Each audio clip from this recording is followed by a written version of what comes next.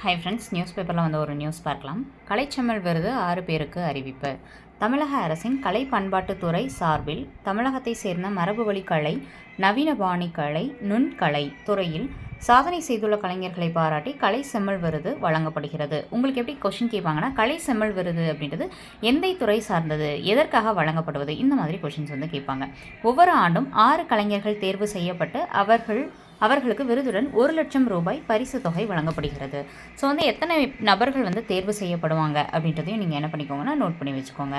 அதன்படி 2024-25 ஆண்டு கலைச்செம்மல் விருதாளர்களை கலை பண்பாட்டுத்துறை இயக்குனர் காந்தி தலைமையிலான குழுவினர் தேர்வு செய்துள்ளனர். மரபுவழி ஓவிய பிரிவில் ஓவியர் மணிவேலு, மரபுவழி சிற்ப பிரிவில் பாலச்சந்திரன் கன்னியப்பன், நவீன பாணி ஓவிய பிரிவில் முரளிதரன் செல்வராஜ், நவீன பாணி பிரிவில் வந்து ராகவன், அவங்களாம் வந்து தேர்வுக்கு தயாராகியிருக்காங்க. ஸோ அதாவது தேர்வுக்கு வந்து தேர்வாகி இருக்காங்க. தேங்க்யூ.